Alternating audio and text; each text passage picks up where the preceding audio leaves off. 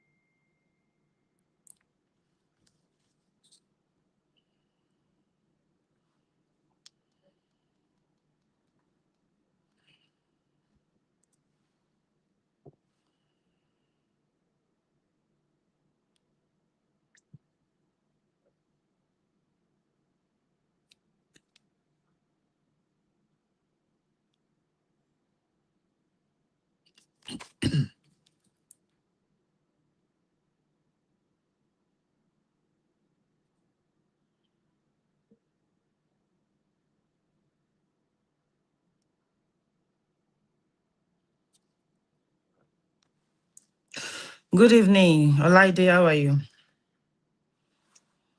Somebody tag Olayemi. I called her. It's her birthday today, but I didn't get her.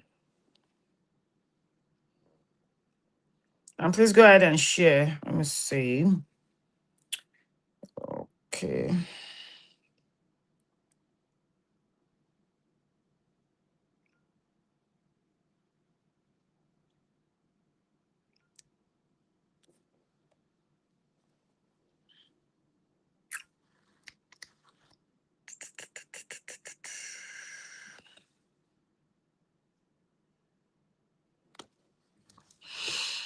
Good evening, Adedayo.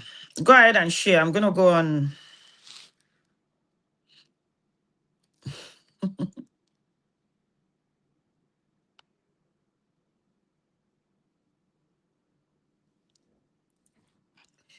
Go ahead and share.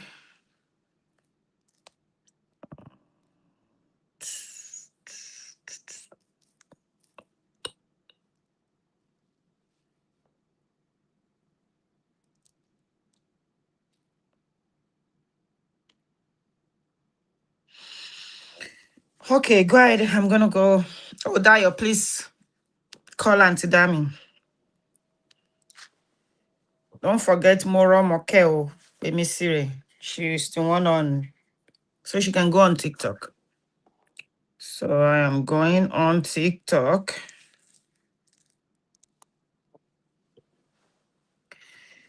Tito Bito. Jesus.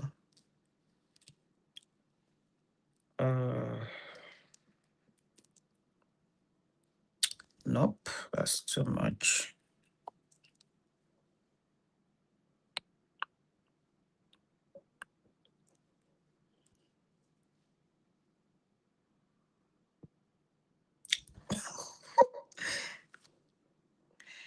Okay. Keep on sharing so I can get myself sorted out here. No, no, no. Yeah, that's better. That is better. Oh.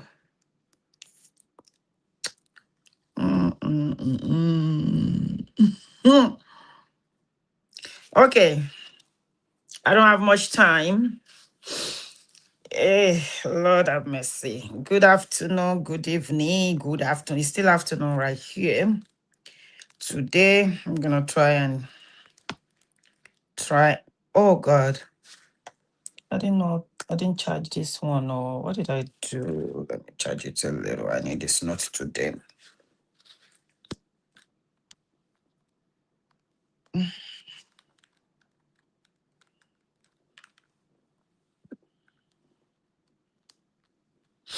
Okay, let's go. Let's go. Let's go. Let's go. Where's the topic now?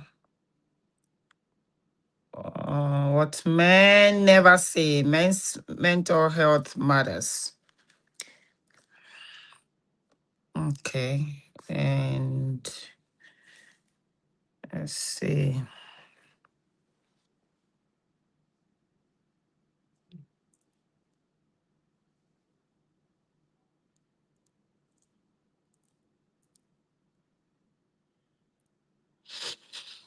Okay,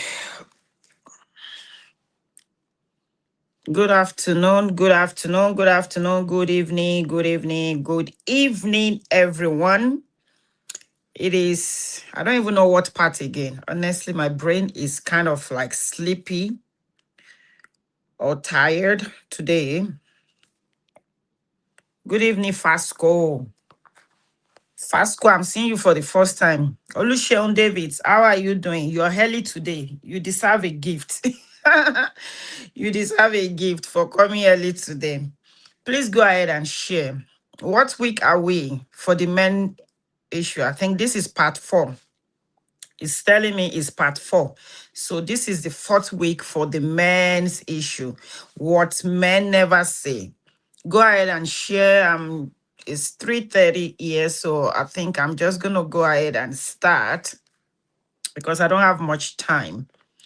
Good afternoon, good evening, and thank you for joining me. Okay, week 4. Yes, it's telling me week 4. So let me see what we have done. I think I can get what we have done from this one. We have done what men never say. What was the first one? The boy inside was not the first one. That was not the first one. What was the first one? Please help me. I need help today. What was the first one? Let me see if I can get it from here. I'm trying to quickly do a recap. We have one more week next week. This is part 3. This is part 2. The boy inside. What was the first one? The first one, no, this was the singles one. Anyway, the first one, what men never say. And then we did the boy inside the man. And then we did the loneliness of strong men. So today we are talking about men's mental health. We're talking about men's mental health. Please go ahead and share with the men in your life that you know that you care about, the ones that you know that you love, the one that you know that deserve some love, you know. If you care about them, tag them. If you care about them, put it on your WhatsApp, put it on your status, put it on your Facebook, wherever. Just go ahead and share this. So I am going to go ahead and start. Today is part 4, what men never say. And I think I'm just going to end this next week and wrap it up with the men stuff. And then we continue with our singles class. If you were in class on Saturday, say hi. We started the singles class on Saturday. That was, well, don't let me boost my own ego right now. If you were in class on Saturday, say something, say something. Already, I didn't see you in class. And I think you registered.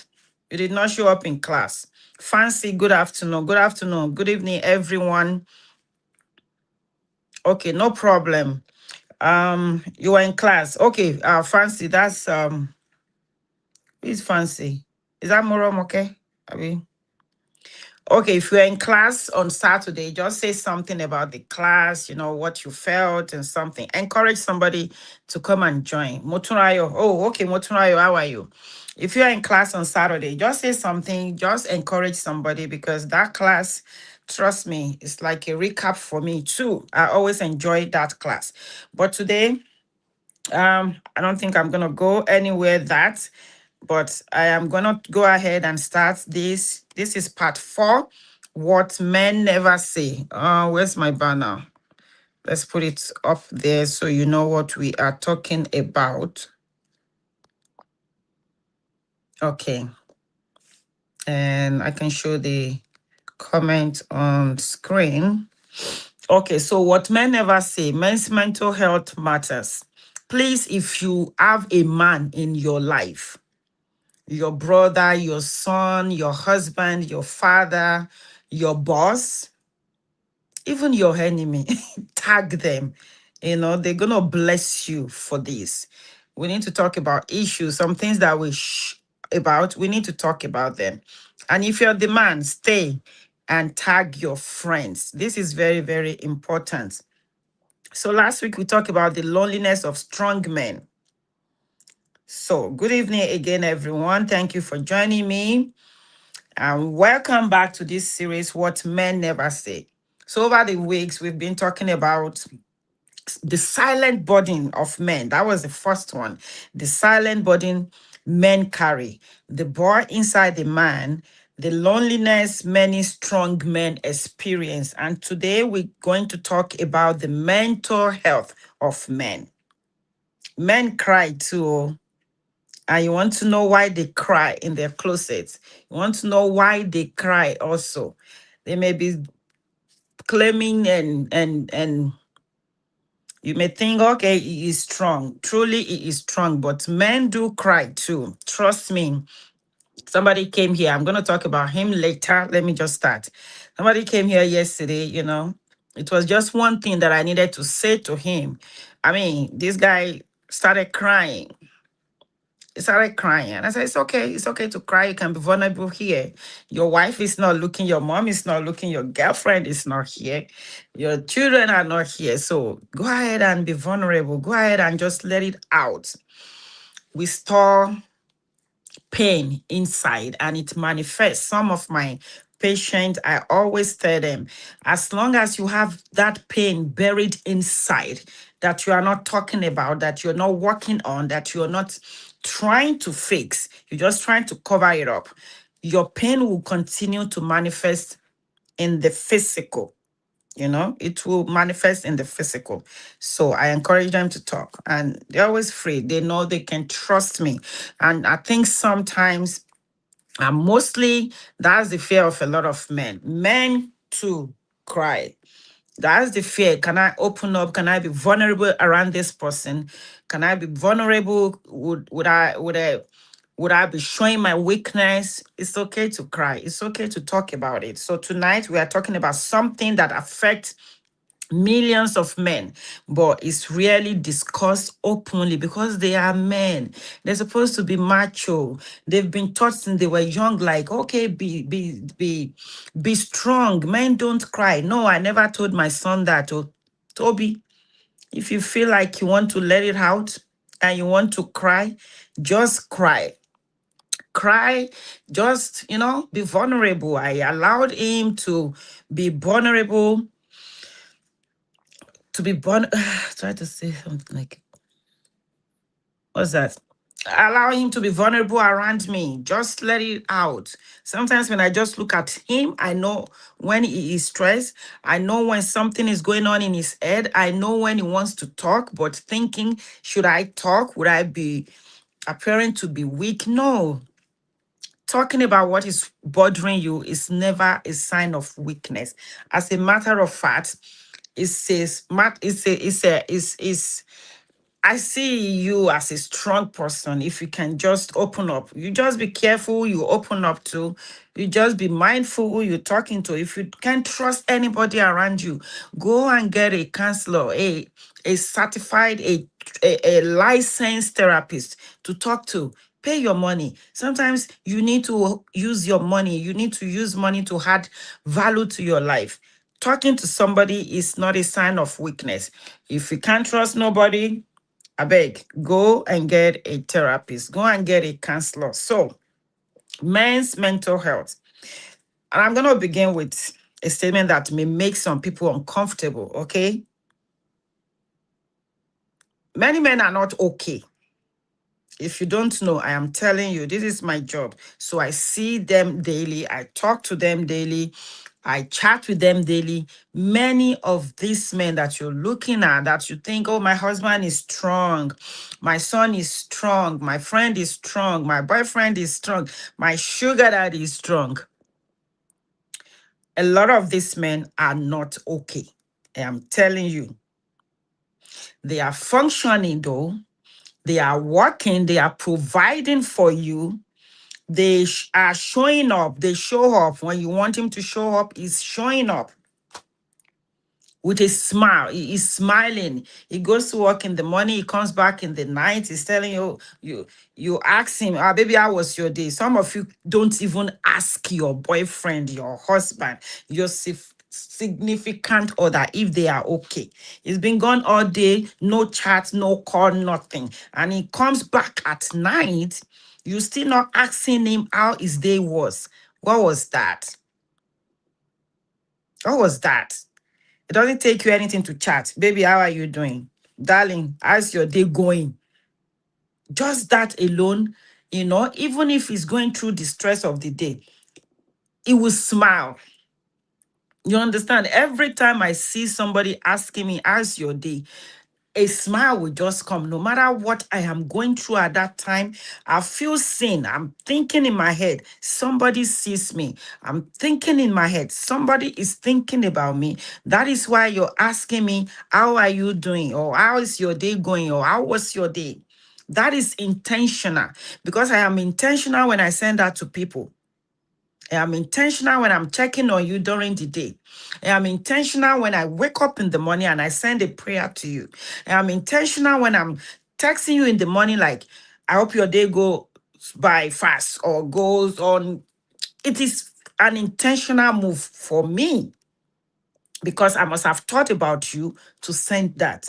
And when I receive that, I know you were thinking about me before you could send that. You don't just go up randomly and be sending that to everybody. No, I used to do that. I don't do that anymore. So it is intentional. So this man that is not okay, a lot of them, they are not okay. And if you ask, they will say, oh, I'm fine. They are not fine. I'm telling you, a lot of men are not okay. They are functioning, they are working, they are providing, they are showing up with a smile, but they are not okay. So when you see that man that you love, that you care about, just ask him, my dear, how are you doing? Truly, how are you doing? Or truly, how was your day? You need to give them that reassurance that when you ask that question, you are sincerely asking because you care.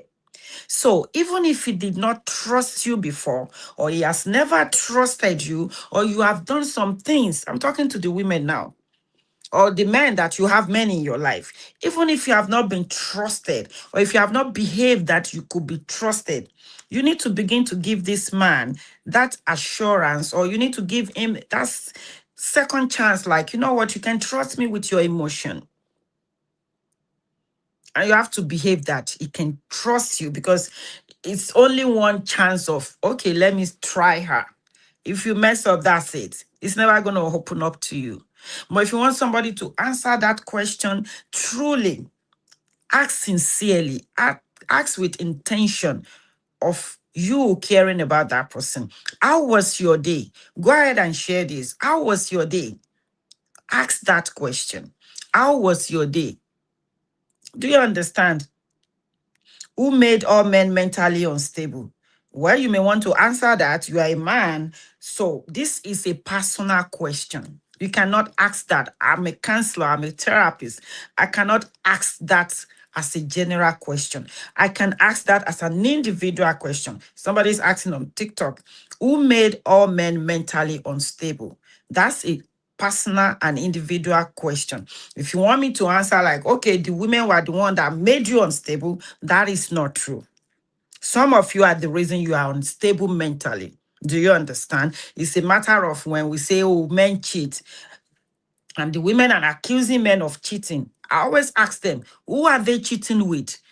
Animals, your bed, your handkerchief. Who are these men cheating with? If a man is cheating, a man is cheating with a woman or with another man, right? That's what we're in now. So it's an individual question. Who made you unstable? Kunle, you may want to do us that that courtesy of saying, okay, share. I mean, you don't ask that as a general question. Something must have happened to you in your life to make you unstable mentally. It may be from when you were young, it may be childhood trauma that has grown with you that you never dealt with, that you never get help with. So it's an individual question to ask somebody who made you mentally unstable. A relationship with a spouse, with a girlfriend, work, it can be anything. So I don't want to go and be bantering the women like, oh, you made the men unstable. It's not true. Sometimes you men are the reason for your own trauma. You are the reason for your own instability. You are the reason for your own mental disorder. Guess what? That's the truth. So that's a good question, but it's not a general question. We can ask you as a man, who or what? It may not even be a person. It may be something. It may be a scenario. It may be a situation. You understand? So who or what made you unstable mentally? That would be a good question. I actually like that question. So I'm throwing it to you. If you want to answer, answer. If you don't want to answer and let everybody see your question, answer, send me a DM. I'm promising you that I will respond to you. Yes, it's a good question. I actually appreciate that. That's a good question. Who made you? So I will make it an individual and personalize it. It is not a general question in my own opinion. So I'm going to throw that question to everybody, both men and women. Kunle asked that question. Who made the men mentally unstable? So you as an individual, I just think that's actually a good question to answer. Because if you know that mentally some things are going on or you are unstable mentally, you may want to ask yourself, who made me unstable? What is a honestly, it's a good question. Who made me unstable? Who made me mentally? We have to put the mental there. Who made me mentally unstable? If you can truly and sincerely think deep, go in and see where your mental instability came from or started from the onset. That may be the beginning of your healing. Because if you don't know where you're coming from, you may not know where you're going. Do you understand? You have to know what happened, how it happened, who made it happen, why did I allow it to happen? You understand? That may be the beginning, stepping out for your healing journey. So that's actually a great, great, great question. So, like I was saying, these men are not okay. And because they keep functioning, he still wakes up in the morning, even though he came home last night stressed. Maybe it was a girlfriend that frustrated him. Maybe it was a driver on the road.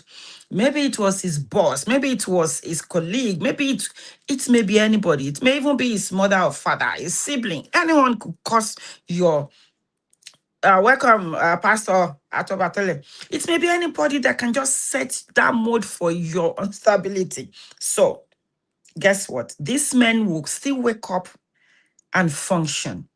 This man that is tired, this man that is frustrated, this man that is stressed, this man that is going through some mental issues, some illnesses in his body, he still wake up to function as the man. He still wakes up to function as the husband. And some of you women, you are not appreciative at all. You are not appreciative. Oh, I will tell you the truth. You are not.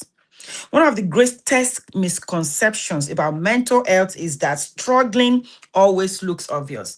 Trust me, before you can know that I have some mental thing going on, you will try. You have to know me very well to know something is really, really going on. Oh, I had a difficult time last week.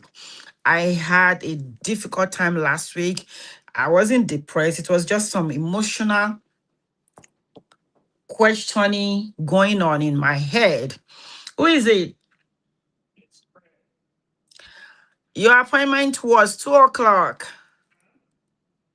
Please hold on for me. What?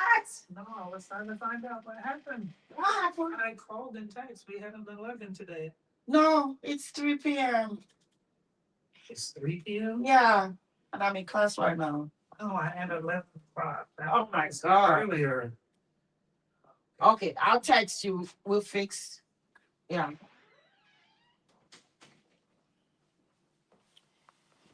I'm sorry.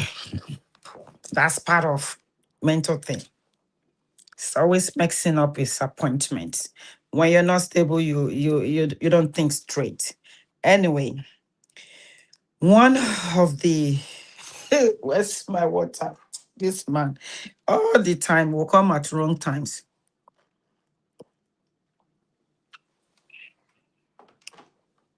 Okay, sorry. Where was I?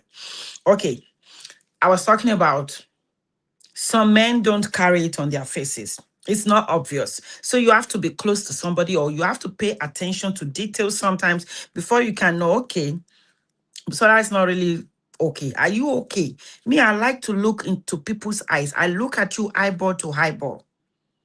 And you can never escape that. You can't hide from me. It's a special gift that God has given me. Even when I talk to you on the phone, sometimes you have to be really, really corny for you to hide that something is wrong with you. Hearing your voice alone, I know you are not okay. I don't have to look at your face. I can just tell you something is wrong. So sometimes it's not okay. Sometimes the man who is struggling is still going to work every day, still paying the bills, still taking care of his family, still leading, still serving, still smiling. But inside, he is exhausted. He is tired. He is exhausted. Sometimes you just can't get up in the morning. You don't want to get up in the morning, but you have to get up in the morning because you know you have a family to care about. You know you have bills to pay. You know you have to provide. He is overwhelmed, but he still need to get up. Inside, he is carrying more than he knows how to express. You know, you have this big thing. Sometimes you have some struggles going on in your head, and you're trying to even find some words to express it. You know, it would you will sometimes be thinking, okay, how do I explain what I am going through? How do I explain what I am feeling? How do I get it out? I'll be like, anyhow you can explain it, just give it to me. As long as you know something is wrong, just say it the way it doesn't matter how stupid it sounds. It doesn't matter how weak you think it is. It doesn't matter how shameful it is. Just get the word out for me. I want to hear it. Just say it the way it is. That's fine. Many men have become experts at surviving. We're talking about men today. Women, I don't want to ask me, what about women? It's all about the men today. They have become experts at surviving. Just wake up, go get it. Just wake up, go get it. Just wake up, go get it. Just wake up and go get it. But survivor is not the same as healing. You're just trying to cover up. Survivor mode is covering up. You're just covering up. Let me just, like, let me just wake up and get going. You're covering up. From young age, many men are taught, boys were taught, you have to be strong. You cannot cry, especially women. Please be mindful the way you raise your boys. Especially if you're a young, if you're a single mother, if you don't have a man in the house, now you turn this young chicks, young boys, you turn them into a father. You make them go through adulthood too fast. They become fathers. When they're supposed to be enjoying being children, you already turn them to the father of the house. I had to be mindful about that. Some of you, they have to go work, they have to do whatever it takes to provide. At what age? You have to allow boys to grow up to be boys. Don't make them grow up too fast. You know, a lot of single moms do that. And then sometimes parents do that. You want your kids to be parents, you want them to be adults. It is unfair. It is very, very unfair. Especially we Africans. It is very, very unfair. Allow boys to be boys. Let them grow up. Let them enjoy their youth. Let them do what their mates are doing. Hello, Auntie Dami. Good afternoon, ma'am.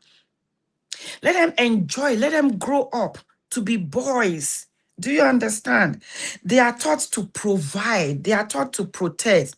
Oh, my son, sometimes I don't want to tell him stuff. I don't want him to see stuff. He has that, like he always want to protect us. He's the only man in the house, you know? He always want to protect us. He's in that, I mean, like I am now. I can't even tell I can still tell my girls about men than telling my son because, I mean, it's okay, it's cool, it's calm, but I know as in he has that antenna of, I'm here to protect you. Do you understand? Even when I'm gisting the girls about toasters, I don't gist my son about toasters. Do you get it? So they have that. But at the same time, it's good to teach them certain things. It's good to put them in charge, but let them grow normally. My son is already a 28-year-old man. I'm saying you don't deal with a 28-year-old man the way you treat a 10-year-old man. You want to turn a 10-year-old boy into a 30-year-old man overnight. That is not fair. Some of these boys, they are taught how to endure hardship, but many are never taught how to process emotions. You teach them to suppress their emotion. That is not fair. And then you raise them to go marry a queen. How is that going to work? It's not going to work fine. Never taught how to ask for help because you keep telling them, be strong for us. Be strong, be strong. They never taught how to grieve. They never taught how to heal. Are you listening to what I'm saying? So what happens? The pain doesn't disappear. The pain is there. You see that guy I was talking about? That was because he joined the military when when he was 19.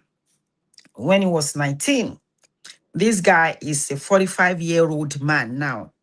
So 19 minus 45, that's like 26 years.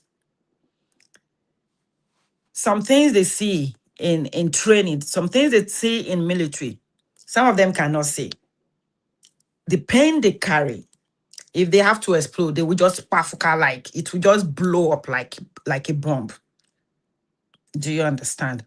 They are taught things. They were trained to be certain things, to be certain people. As young as 19, a lot of people join the military at age 18 in the United States. Do you understand? Some of them were never taught, or they were not trained at home. So going in the military with all the trainings and the things they see, how they handle things, how they handle them, some of them can never see, even when they are in therapy. Do you understand? You will still see the pain. It will take so much to crack some nuts. It takes me some Jesus Christ. Sometimes, because by the time you see them breaking down and crying, then you know you are touching something deeper.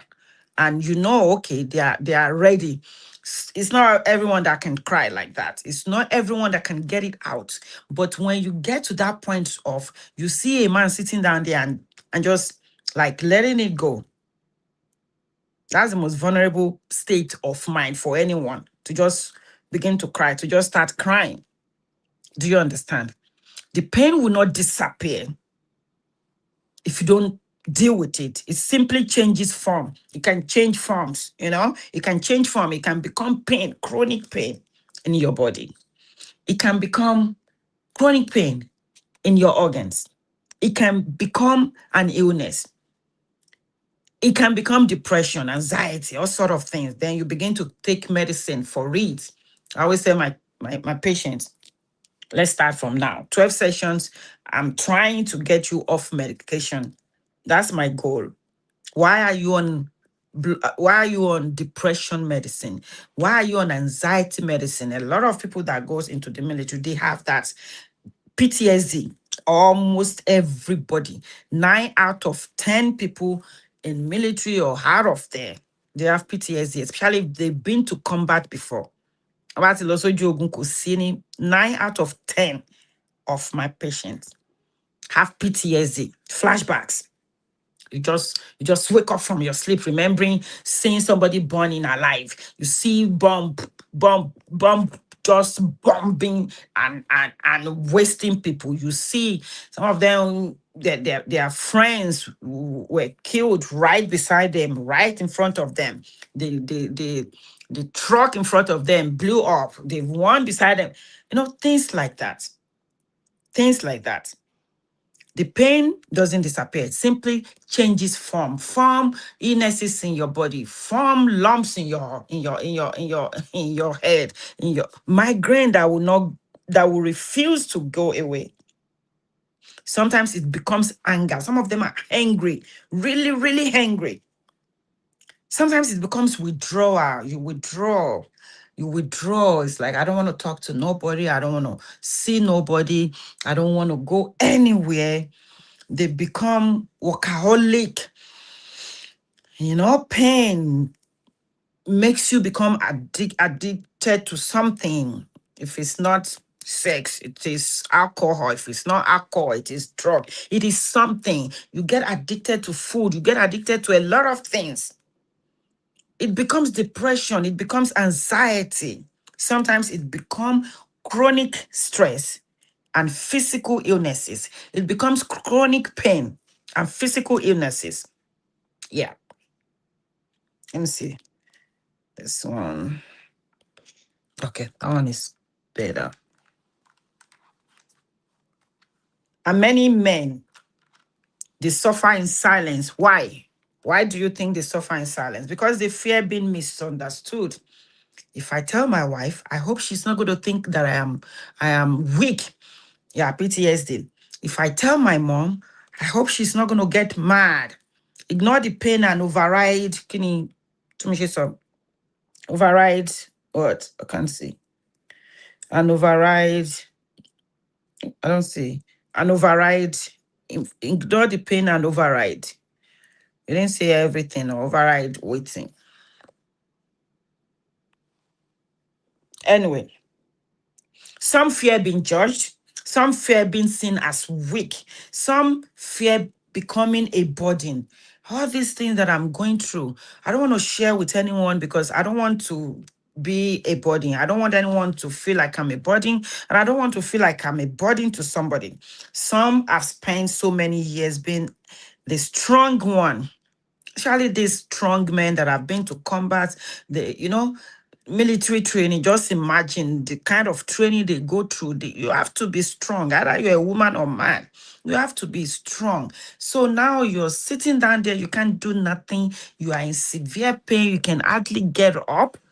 You are in severe chronic stress. You have illnesses. You can't perform any longer. You have erectile dysfunction. And then you're sitting down there thinking, okay, I used to be that strong person, but I'm no longer that strong person. I'm the strong person that everybody comes to, but that is no longer the case.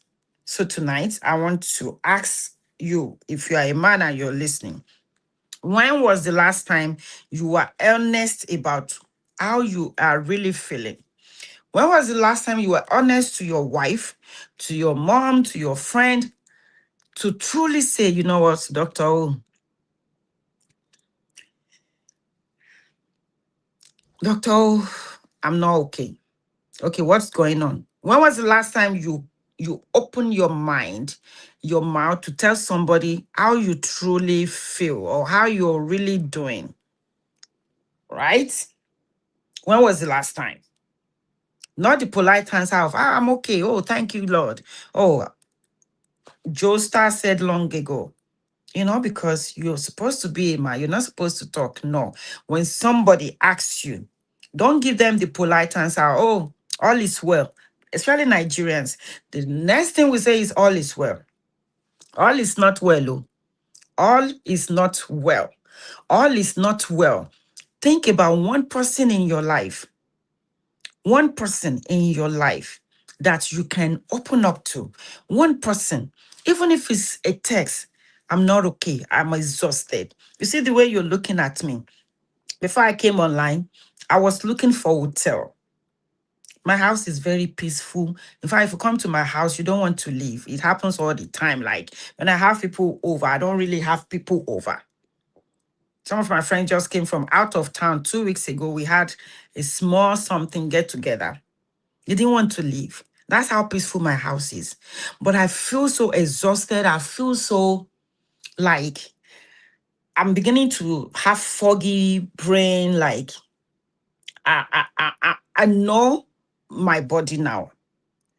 And I know, and I told myself when I get to in fact, I'm beyond boundary now. I've stepped beyond my boundary. I'm not supposed to wait until now, right?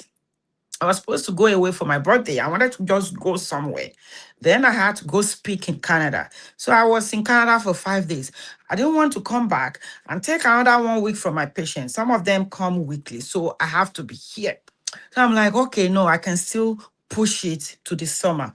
Right now, I am feeling so exhausted emotionally, mentally. I'm not even really feeling much on my physical body. But you see, mentally, emotionally, psychologically, last week was so terrible. Like I was in that state of mind that if you know me very well and if you speak to me on the phone, you would have like, okay, doctor, something is wrong. I had a friend that came from out of town. And it's like, Doctor, this is not you. What is really, really going on? I said, I'm fine. Say, no, now I know you. You are not fine. And truly, I wasn't fine. I had to say, well, it is true. I'm not fine. I'm not okay. And I thought, like, so yesterday I told my daughter, I said, this weekend, I'm just going to go somewhere. Can you give me a place? Because they like going away. They like taking. No, my kids, they don't play. I hope I can be like them. And I'm trying to be like them.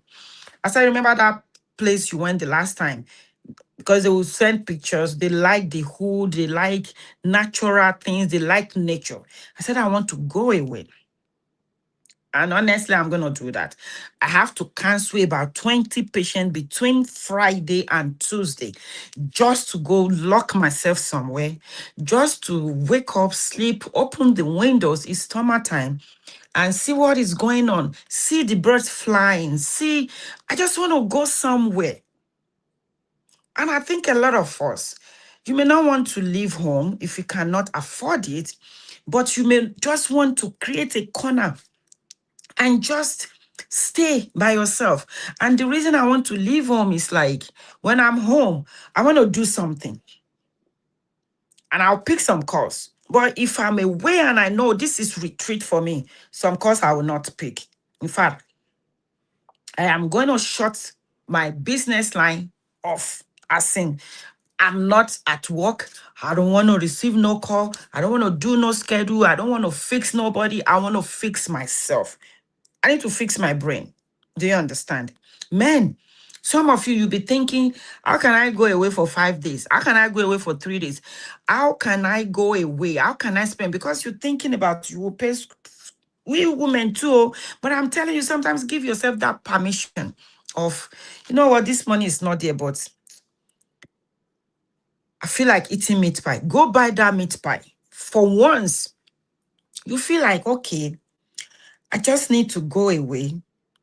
Some of us, we can't go to our villages because some of these villages, somebody was showing me his village. I call it village Better not hear me call it village. And I saw the topography. I saw beautiful. I was just looking at, I said, Jesus, if I go to this place, I will be there for 2 weeks. I'll just be enjoying myself and my life and just be thinking, I'll just connect directly to God. Leave Lagos. Go outside of Lagos. You may not go and say family motideo. Go somewhere. Go to somebody else's village. Go to a retreat. Go and rejuvenate. Go and do something. Go and do something different. Some of you you haven't had one single vacation in 10 years, in 20 years. I'm not talking about you leaving to go for Owambe weekend. Oh, no, that's not what I'm talking about.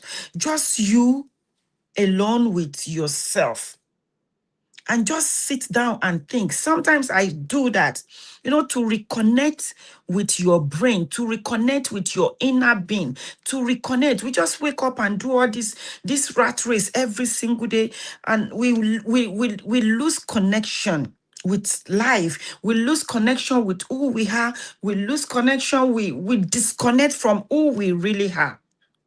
If you're feeling like that right now, it may just be you going away, even if it's for one night. If you have a friend staying out of town, go tell her, you know what? Can I come spend the weekend with you? I just want to be quiet. Don't go to somebody's house that they have their own family commotion, they have kids. So sometimes leave your child, leave your little kids with your spouse. Or sometimes it may just be you and your spouse. Call grandma to come and stay with the kids, or take the kids to grandma for a change. Call your sibling, like, you know what, I'm bringing the kids. Me and my wife are going somewhere. We just want to go and relax. Or I'm going somewhere, I want to go and relax. Do that for yourself.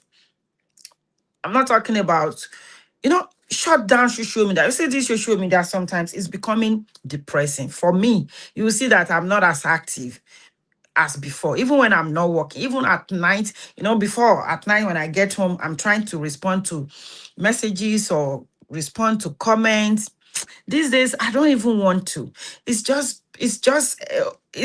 depressing. I'm telling you, it is depressing. So if you want to go away, get away like that. Don't be on social media. Oh.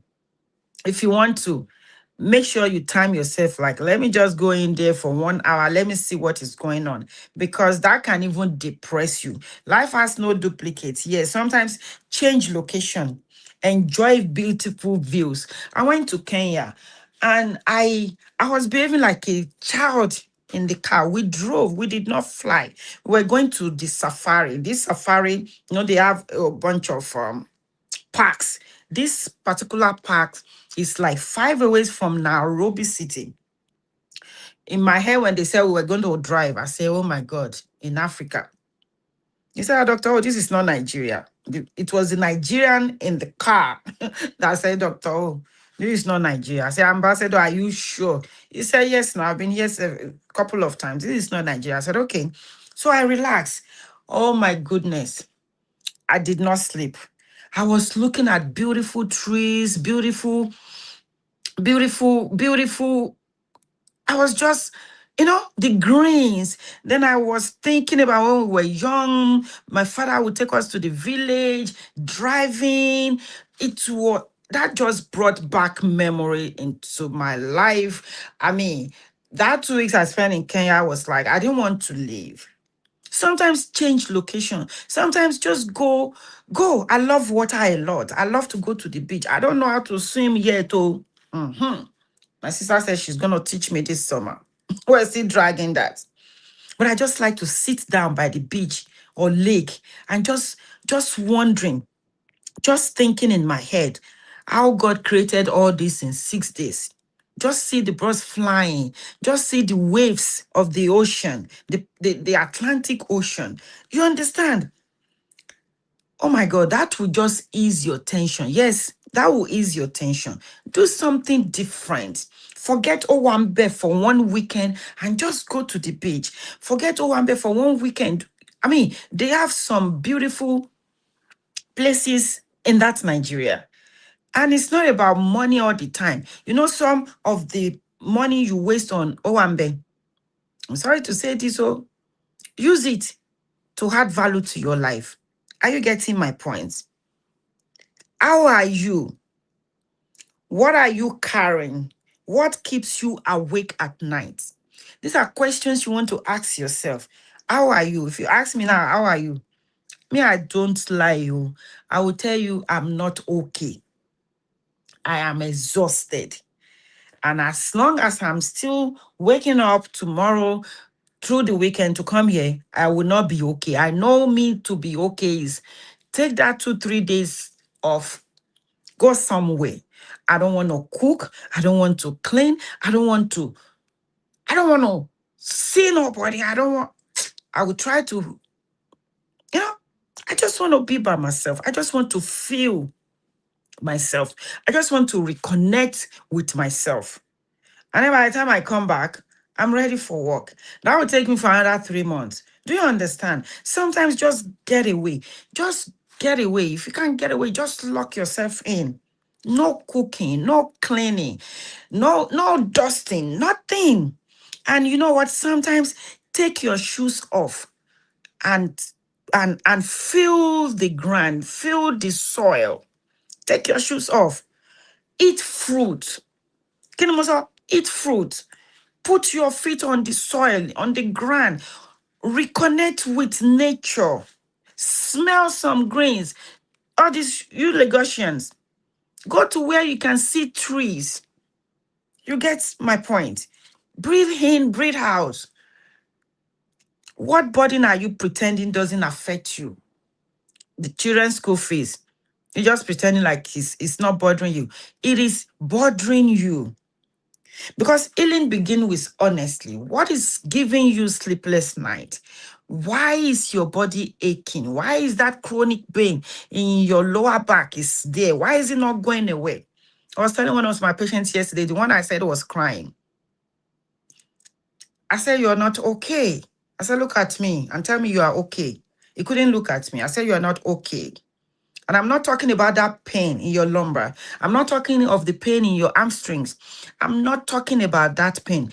I'm talking about the pain in your heart. I could feel it. The moment you walk in here, I felt it. I felt it. I know something is going on. And I know it is not the pain in your lower back. I know it's not the pain in your cervical. That is not the pain. The pain is from the inside. And until you deal with that pain from the inside, there's no amount of stretching, of massage you want to do.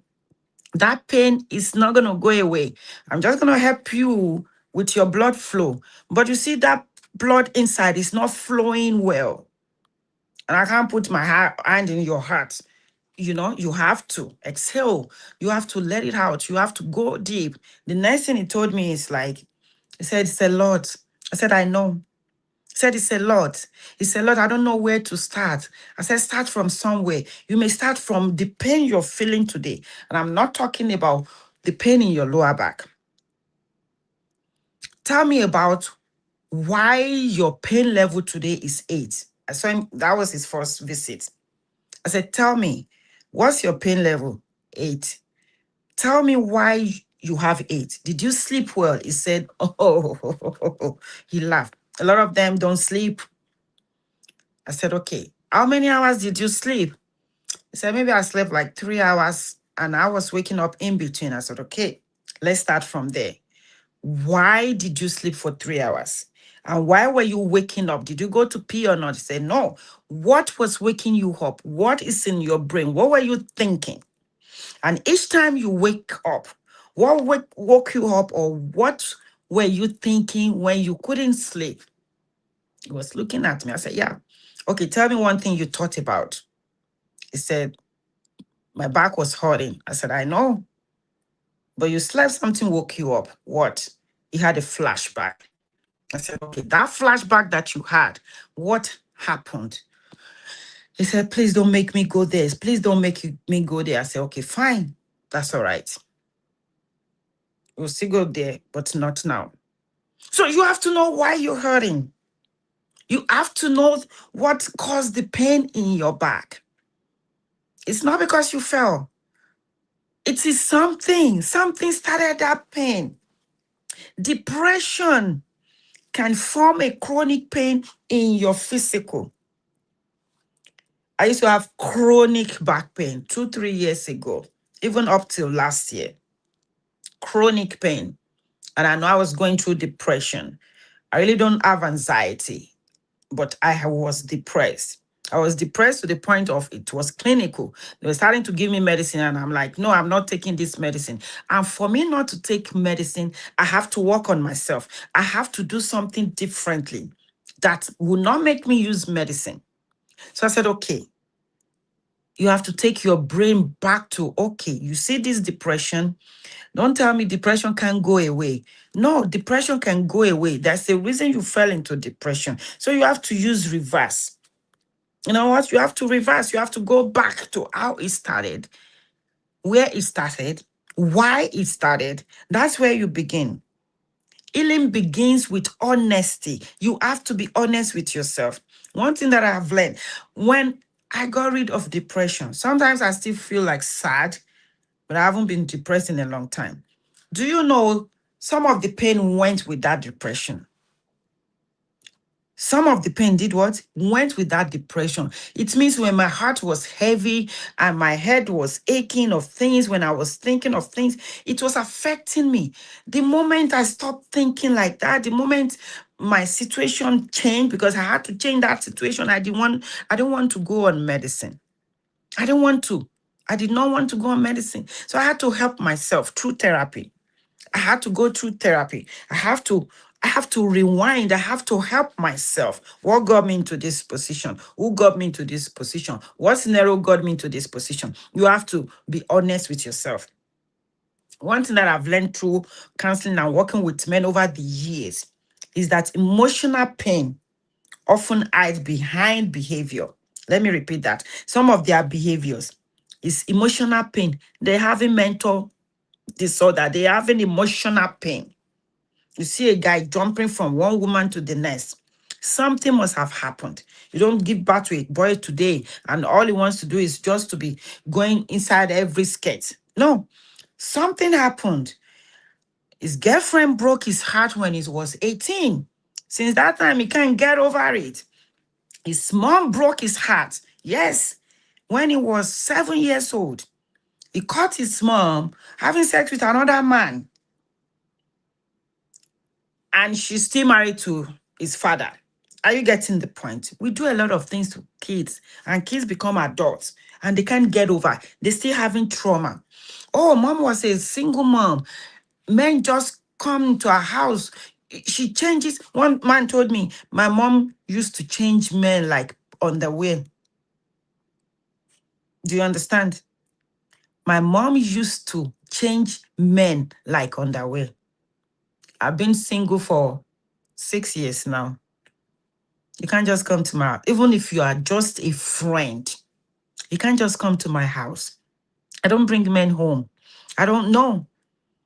For me to bring you to my house, I am in a serious, stable relationship. For me to say, come and visit me at home, I will not bring any man home. For me to bring anyone to my house, my kids are adults now.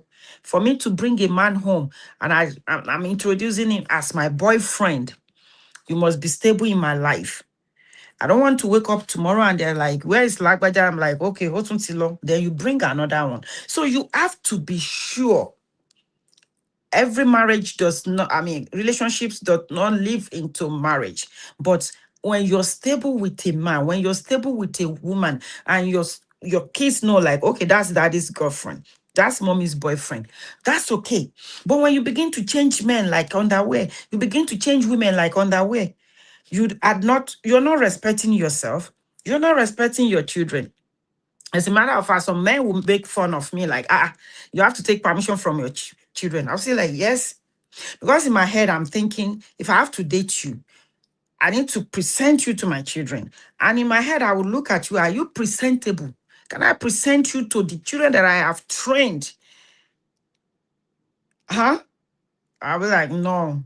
A lot of last minute, I will change. Even if I promise, like, I will go on a date, I will change my mind because, hey, no, I can't bring this one home. It's been like that. I am telling you. sincerely. So, beneath the hunger is a heart. He's always hungry. He has hunger problem. There is a heart. That something happened. Something happened that makes him hungry.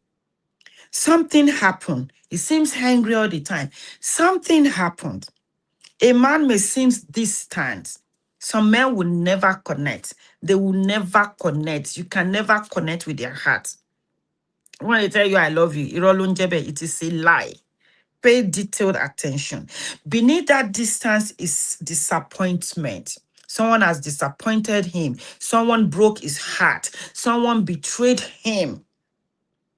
A man may seem hard, but beneath the hardness, the strong is a wound he never learned how to heal. A lot of them are carrying hurt around, they are not healed. A man may seem so strong, but beneath that strength is exhaustion. Oti repa. But he doesn't want to tell the wife that I'm exhausted. He doesn't want to tell his mom that I'm exhausted. He doesn't want to be seen as weak. And sometimes what people need most is not the judgment. We judge people too fast. We judge people too quickly. You need understanding. You need to understand your friend. You need to understand your boyfriend. You need to understand the man in your life, the men in your life, the boys in your life, the boys you are raising. Pay attention. Study your kids. Know them. Know who they are. Know your friends, know your husband. Get time to know each other. I tell people all the time, don't jump straight into having sex with somebody. You want to study that person. You want to have a time of talking. You want to have a time of understanding. You want to have a time to connect. That's the way me I do relationship, and that's the way I will counsel you. You understand? Thank you, Bosse. You want to take your time to get to know somebody. You want to take your time to talk about things, to ask questions, to find out things about them. Sometimes this social media is your FBI.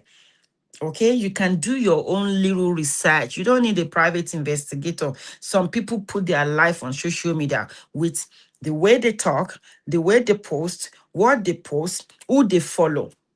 When a man on social media toasts me, I go and see some of them. First of all, if you lock your account, that's it. I won't even bother myself. Second, if I don't see you on any social media, I know you are lying. I know very minimal people don't do Facebook or Instagram or social media. But in this just like in this 21st century, if you don't have Facebook, you will have Instagram. You not a lot of people do TikTok. You will have something. If you don't have all this, even Dangote or Tedola, all of them, they are on Instagram. They may not be as active as you, but they are there. They know what is going on in the world. So if you're a man, you can't toast me. You don't have Instagram. You don't have Facebook.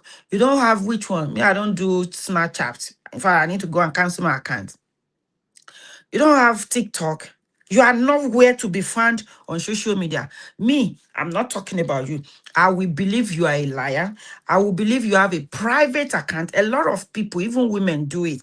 They will have private accounts to be monitoring everybody, to be looking at everything.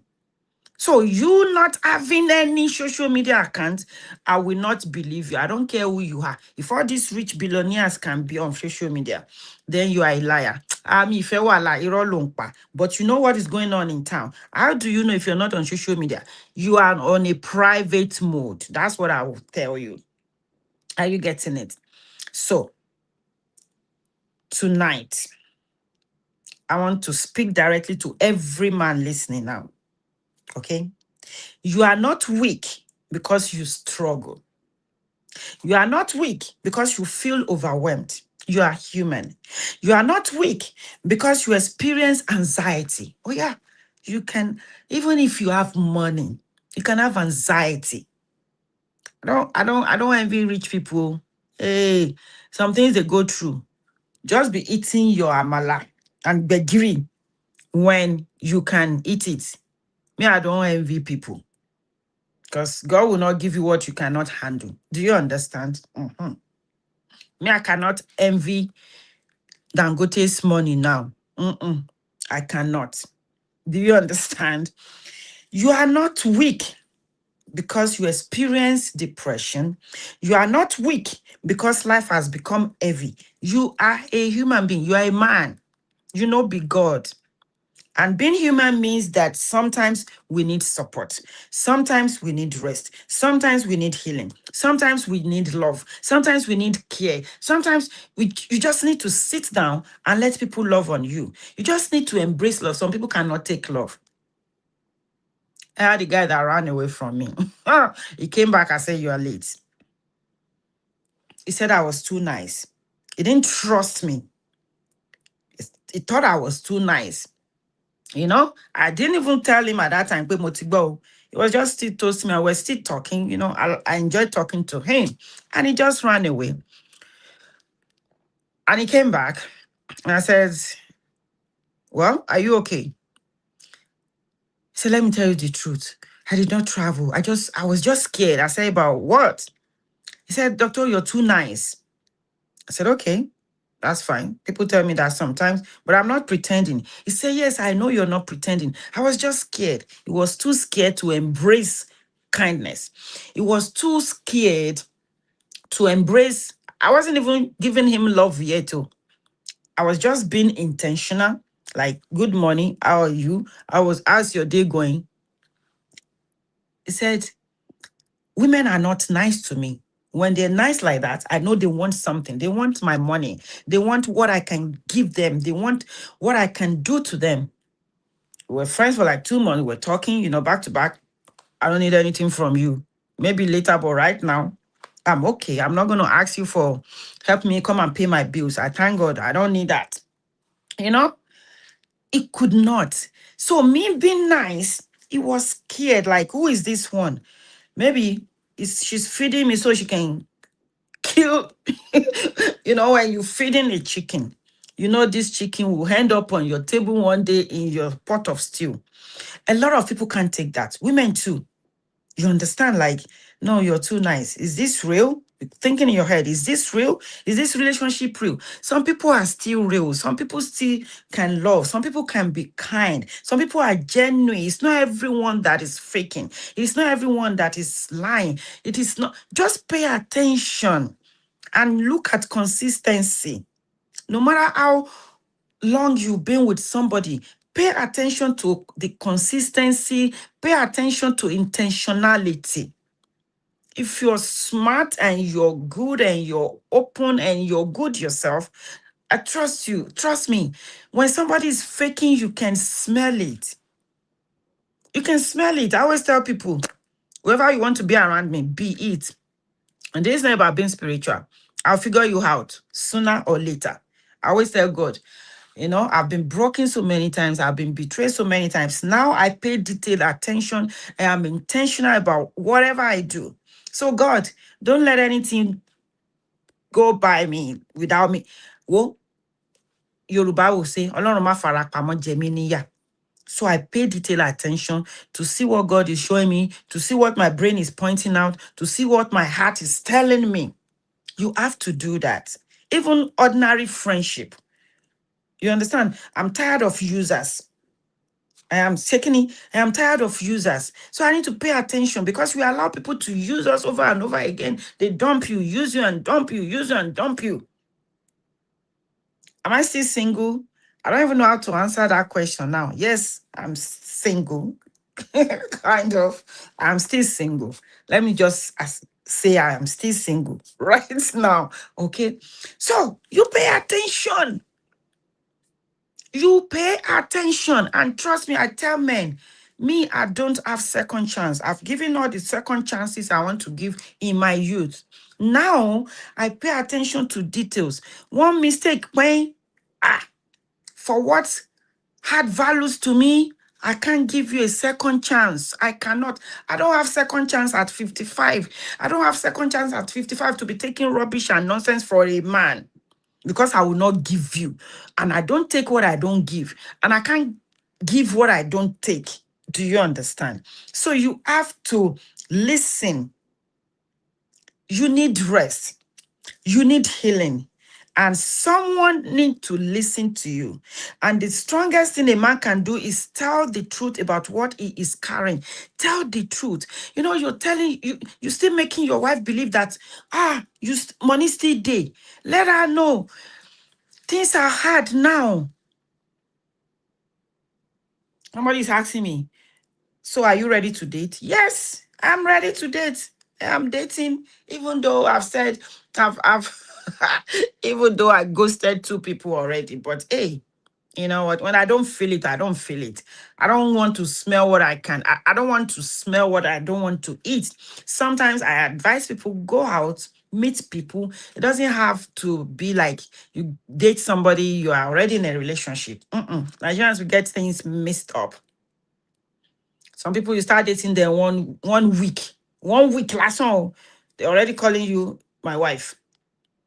They're already calling you Yahoo. What did you say? My what? I beg. I beg. We're still talking. Pay attention to details. The strongest thing a man can do is ask for help when he needs it. Ask your wife for help. Oh. Don't buy yourself trying to be strong. Tell her the truth. Tell her the truth, like, hey, baby, the millions I was dropping before, things are hard these days. Please, let's tread with caution. Tell your girlfriend. Let your girlfriend know that, hey, babe, I'm struggling. Let her know you are struggling.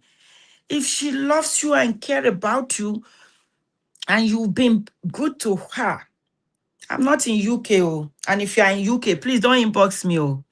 I'm not, I can't, I can't be with any man that lives in UK. Not for anything. It's just my preference. I don't just feel UK people. Okay. The strongest thing a man can do is choose healing over silence. Don't remain silent. Let that person in your life, especially the women. Some women they have bad attitude. Some women are not nice at all to their men. Some women are terrible. Some women are just, I don't even know what to say. Don't be silent. She probably married you or in the relationship with you because of your money or because of what you're doing to her or for her. So don't remain silent. If you can't afford it, some of you want to entice women with money. Do not entice women with money that you don't have. Okay? I'm in Atlanta, Georgia. Don't impress people with money. Don't impress me. You know, back in the days, some of our mates, they will go to their boyfriend's house to be washing clothes. Lie, I never did that. I love to cook. I will cook that food from my house and bring it. Well, if you have a good house, and I'll cook in your kitchen. But for me to sit down and be washing your clothes just to prove that I'm wife material, I beg, I no fit. I will not impress your mother that I'm a wife material and be pretending I no fit. Do you understand? What you know is not who you are. Don't give it because you want a man. Don't give it because you want a woman. Don't impress anyone with what you cannot be consistent with. Don't impress anyone with what you cannot continue with. That will give you high blood pressure. That will give you, that will make you exhausted. That will make you depressed because when things are not coming again, that's when you will know the true color of Busola. That's when you will know it's because of your money. That's when you will know is that your G-Wagon that attracted her in the first place.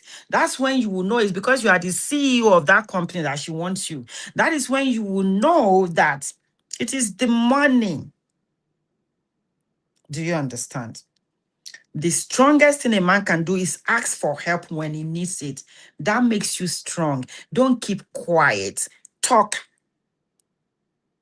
especially with women in your life. I know what I'm saying. Because the strongest thing a man can do is choose healing over silence.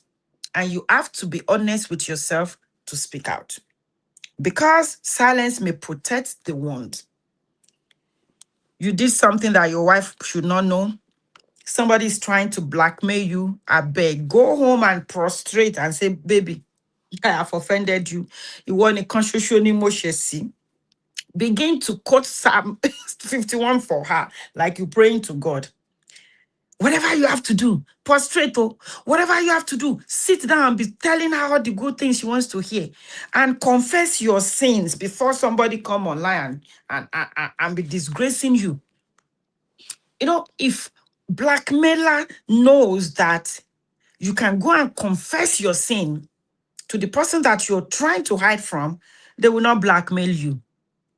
You will not be wasting your money. You see that money that somebody is threatening to take from you, give that money to your wife and say, hey, she wants 2 million.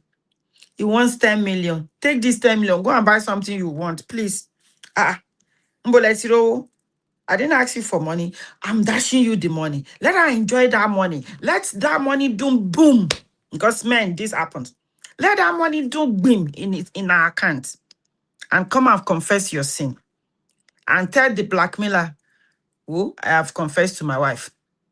Or you don't even need to tell her. You see that money that you wanted? I gave it to my wife. Hey, your wife will hear this. She already knew. And women, calm down. Be calming down. It is not everything that you will be mad about. It is not every reason that you will divorce your wife or husband. It is not every reason that you will leave your home. Do you understand? Igboro rerin o, it ain't easy out there. Igboro rerin o. You see this, my independent lady that I'm doing. I wish there's a man in my life that is sharing my bill with me. I'm telling you sincerely. At least if my bill is like 6,000 a month, if a man is paying 4,000, you don't know what I'll be doing with my own 4,000. Maybe I'll be. It's all this out of experience. It's all out of experience of my personal experience and the people that I help. I'm a therapist and a counselor and a life coach. So it's all part of experience, personal experience, people's experiences. Are you getting my skin solo? No. What was I saying? Olaide, what was my last statement? Okay, dripper. What was my last statement? Because I'm losing my thoughts now. And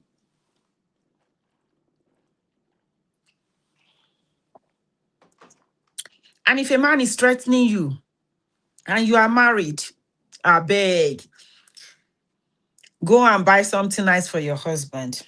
Go and book a hotel. Go spend the weekend. Cook delicious meals and just kunle. Kneel down and begin to say, baby, I have offended you. You know what? Sometimes, even if it's going to end,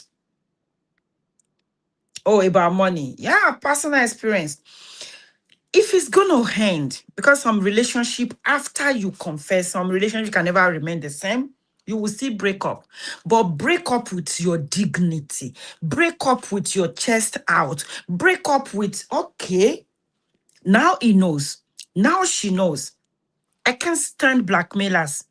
As you dey sue me, so you cannot blackmail me with nothing. I will go home and confess.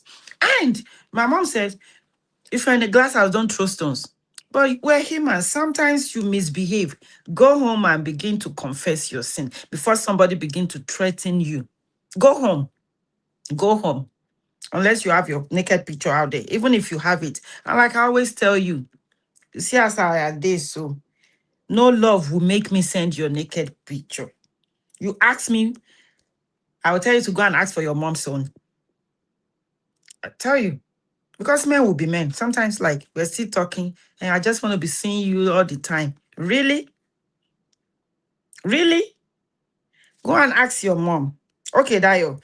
Go and ask your mom. Go and ask your sisters for their naked pictures and begin to look at it. One man said, you're insulting me.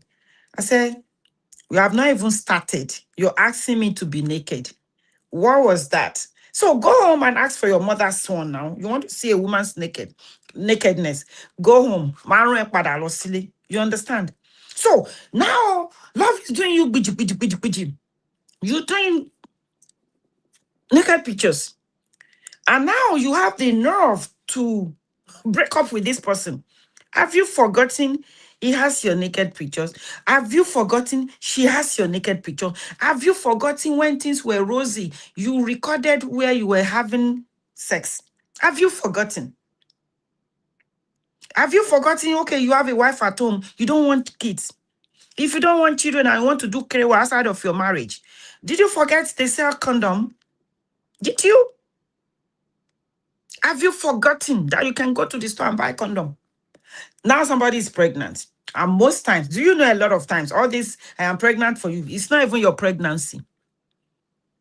You better not say anything if you are not sure and she's already pregnant, because you will be shocked sometimes. My gender, hey, some of them are ikubaba ye ye, mo gbe fún wọn.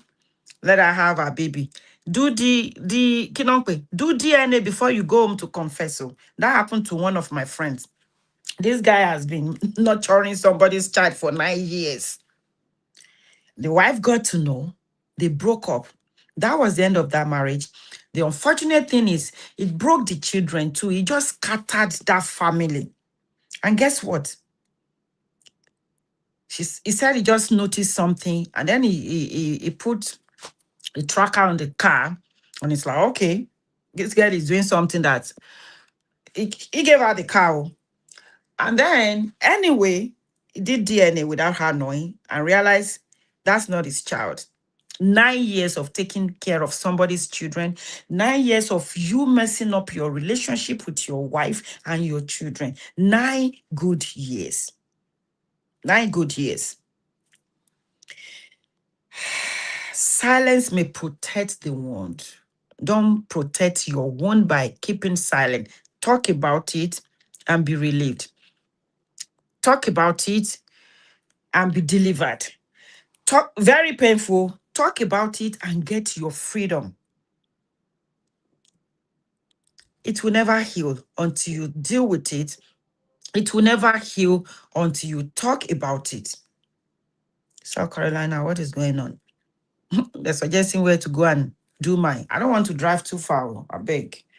I'm not going to drive 5 hours to go and retreat. No, that's part of my, I don't want to do that. I want you to think about something right now. How different would your life be if you gave yourself permission to be honest? One man told me, he didn't call for counseling. He called to buy high blood pressure medicine.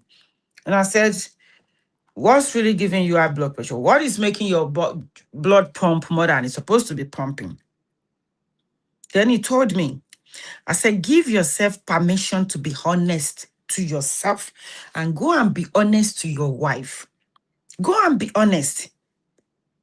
Give yourself permission to be honest that, okay, this burden you're carrying is too much. Let your siblings know like they're troubling your life. You have your own family to take care of. How can you be taking care of 6 other families? You see, Olowokan, if you are the only rich person in your family, you are in trouble. And our Nigerian culture, people are so entitled. People are so entitled. Do not buy yourself. If you die, they will continue with their own life. You will become a memory. In fact, some of them will not even remember the day you died again. Sometimes it's just that I'm so I'm so I'm so close to my dad. Really, really close to my dad. Anything about him, I hardly forget. Do you understand? As much as I love him and my mom, do you know sometimes it's with my sister that will begin to remind me, mommy's memorial is so. Do I love my mother? Yes. But you know, this brain is clogged sometimes that you don't remember things. So don't make anybody take you to an early grave because it's on you. It's what? It's on you. I'm going to ask you this question again. How different would your life be if you gave yourself permission to be honest? Like, okay, why am I having high blood pressure? Okay, what are the burdens that I'm carrying that are too big? Okay, what can I do differently? Honest, be honest about your pain, be honest about the disappointment, be honest about the grief, be honest about the pressure. Be honest about you are lonely. Talk true. Talk true. You're depressed because you're lonely. How can you get rid of that? Be honest about you being exhausted. What would healing look like for you? What will your life be without the high blood pressure? What will your life be without the diabetes? What will your life be without depression? What will your life be without anxiety? What will your life be without that side chick? What will your life be without that woman you call your wife? What will your life be without the job you're doing? What will your life be without that house you're living in? What will your life be without your family putting their own burden on top of your own? How would your life be?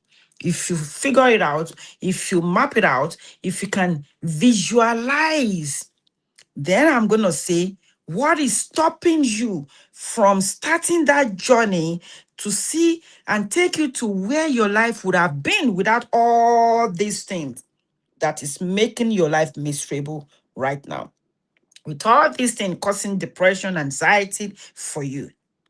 As I close tonight, I want every man listening to remember this.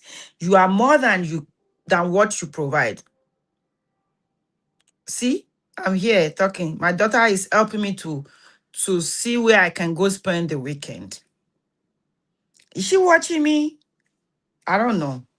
I talked to her yesterday that I was going away, looking for somewhere. So I think that's why. Anyway, you are more than what you provide. Men, I'm talking to you. You are more than your paycheck. You are more than your responsibilities. You are more than your mistakes. You are more than your struggles. You are more than your burdens. Mr. Man, Daddy wa, Uncle, your mental health matters. Sheun Tiloko Soromo, your mental health matters. Your healing matters. Your life matters. Everybody help me type men's life matters too. Men's mental health matters too. Help me type that. And you do not have to walk this journey alone. If you have somebody in your life, either you know they can help or not, at least tell her first, especially the women in your life. Let her know your struggles. Because you still behaving like, okay, you have $1 billion in your account. That's how she knew you. But now billions have become million. Let her know so she can step jejely, so she can behave, so she can know that, hey, Iluleo, things are hard. So she can walk with you. Some men, you don't like your wife to pay bills, to do anything. Fine, she's used to that. Some women are wise enough to be saving. Some women are not wise because she's not paying anything at home. Even soup money, you will still give her. She will buy a shwebi. She will buy things she doesn't need. She will buy junks that she doesn't need. Any party they invite her, she will buy a shwebi. She wastes her money because some of them are not even smart to know, like, you have this money, you self go on vacation because some of them work so hard. So if you know you can handle the bills by yourself again, call madam and say, my wife, I need help. The reason my blood pressure is high is because can you help? I want you to help. Even especially those of us overseas, because some men are so like, no, my wife, she can work, keep your money. I know some families like that. He pays everything. The wife is just enjoying her money. The ones that are wise are using their money wisely or helping their husband build something. Some, they don't care. So if you know you cannot handle things the way you used to handle it, be honest with yourself, first of all. Be honest with your emotion. Be honest with your mental health. Be honest and call your madam, your girlfriend, your wife. Babes, please sit down. The cutback at work. My paycheck is not the way it used to be. Or business is slowing down. Or business has slowed down. If you live in America, hey, things are not the way it used to be. Some people have not been affected. But if you have not been affected at all, you are one of the very few, probably 1-2% luckiest people in America right now. Our economy is not good. So if you still have your business going, you're still making that money weekly or monthly, praise God. Some people have lost businesses, they have lost jobs. A guy told me he was still leaving home to go to work. The wife did not know. Bills were not being paid. He has to pay mortgage. By the third month, I think second month going to third month, when the bank started sending him mails about they're about to foreclose your house, blood pressure just shoot up. I said, kilo for blood pressure. What's causing your blood pressure? He told me, I said, 2 months you've been jobless. You still leave home in the morning, like you're going to work. You will just go and pack. And that was winter time. This man will go and pack somewhere by the park, in the park, and just sleep there or just be thinking. And he was in depression. They were already giving him medicine. Blood pressure was, you know. I said, you want to kill yourself? Your wife will be okay. They will give her your social security. They will give her your 401k. And if you have any money in saving, I said, if you have money in saving, you can still be, I said, this is America. If you have money in your 401k, this is hardship. You can apply to get some money out of your 401k just to pay mortgage. Call your wife and let her know you lost your job. That does not mean you will lose your dignity. If your wife is a good woman, she will understand, she will help you out until you are able to get another job. Right? You've been doing all this while. So open up, let her be of help. A woman in that position that will not help you is not your wife. A woman in that position that will not say, okay, babe, let me handle this, or let me be helpful. What can I do to help? If she does not bring that, know that you've been married to your enemy. Go home and talk to your wife. As a matter of fact, this counseling is free. I'm not even going to take money from you. Do you understand? Open up. Your wife is supposed to be a helpmate.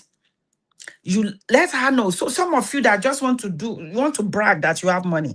Don't brag if you don't have money. And men, another thing that kills you people, if you cannot handle polygamy, if you don't have money, don't go into polygamy. If you don't have money enough to be able to satisfy 2 women, 3 women, don't go there, because that will buy you on time. That will give you blood pressure. You cannot, you're still not able to satisfy the madam at home. You have Riri. I don't even know who Riri is. That's the name myself. You have Olaide by the side. There's no relationship that will not cost you money unless you are a stingy person. As a woman, as a man, your time alone, that's giving. You cook for a man in your house. Take it to him, or he comes to eat. Or take it to his work. That is you spending your money, your time. That is giving. So every relationship will cost you money, will cost you something, will cost you your time. Your emotion is costing you something. Your mental health is costing you something. So what you know you cannot afford, what you know you will not be consistent with, don't start it. Don't impress anyone with what you cannot be consistent with. I'm not talking about you lost job or business is not as it used to be. No. If you cannot handle taking care of 2 women's needs, please don't go there, because I know this for sure. Some of you are my clients. I have more men as clients and patients than women. Most of my high blood pressure patients are men. And then you have high blood pressure, you have diabetes, you have arthritis, then your chronic pain, depression. Some people will be counting 6, 7 things going on with them. And you want to live long. No, now work so hard for you to just make sure that your head, that you sit down. You know how this gira gira that you've been doing since you were younger. I'm telling you, if you're in my age bracket, if you're in your 50s, men,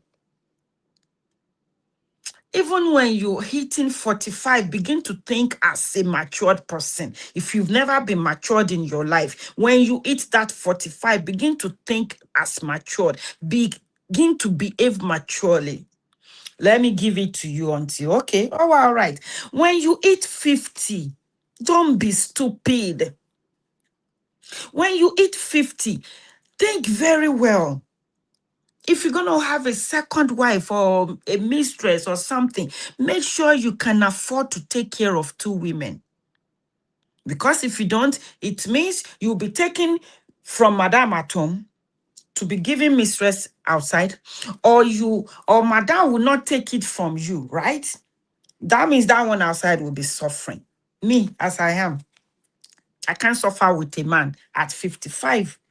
You must have built something, because I know I have built something. So we will bring what you bring and what I have built or what I am building. And boom, we help each other continue to build.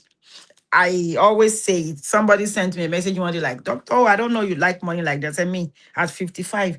No, I cannot be with a broke man, because that will mean me working to take care of you. I cannot. We can take care of each other. You can take care of me as a man. I can be relieved like, hey, once in my life, let me enjoy that soft life. I am not stingy. You cannot outgive me. Go possible. In any way, I will reciprocate. In any way, you will know like there's a woman in your life. Do you understand? But you cannot afford it. You leave madam at home, you still have one girlfriend somewhere, and you think she will not ask for money. And now you will be stressing in between two women. Your life will pafka very soon. Unless, okay, one of them is rich and it's because of the money that you're with her. Some women don't mind, though. Everybody's not like me. Oh.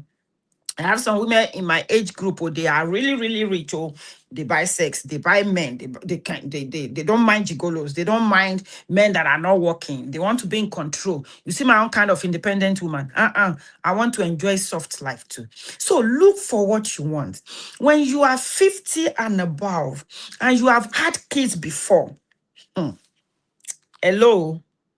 If at all you're divorced, you want another woman, or if at all you want a woman in your life, I don't care what your situation is. If you have had children, don't go and be looking for a young woman that will still want to have children for you. That means your old age, you will still be running kitty kata to pay tuition. You will still be the time you're supposed to be enjoying life. That is when you are raising little kids again. The time you're supposed to be traveling the world, enjoying your life. That is when you want to be doing school runs. That is when you want to be thinking about you have to pay junior school fees. You have to pay Shakira's boarding school. You will kill yourself.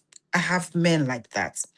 At mid-age, you all, when you're over 50, and you just want companionship, either you want to marry or just companionship, look for women that are done with childbearing, because you both just want to enjoy life at this level.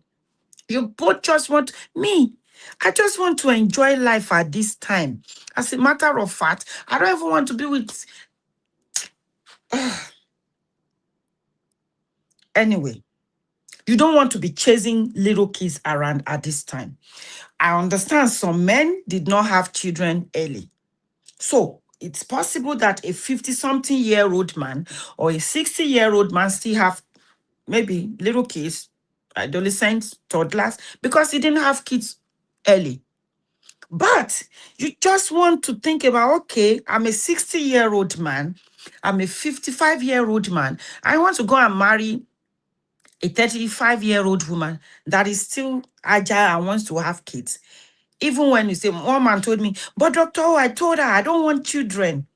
But she didn't even have one. Boom, she became pregnant. She had twins. I said, what's the reason why you have blood pressure?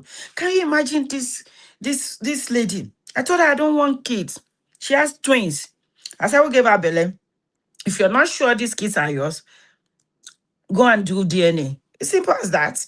If a man tells me he wants to go and do DNA, that does not mean he doesn't trust me. And that does not mean he trusted me. That does not mean anything. Go and do it. Let him go and do DNA. Go and do DNA on that child. And if the child is yours, well, what were you thinking? Uncle, you're 60-year-old. He was 61-year-old last year. You're 61-year-old and you went to go and look for a 38-year-old madam. She still want to have kids. She's still young. She never had kid. Why would you do that? She's still very agile. And some of you men, let me tell you this before I end this. You see, when you leave us middle age, I want to go and be with a younger woman because of sex. Most of you, the reason you will tell me is because of sex.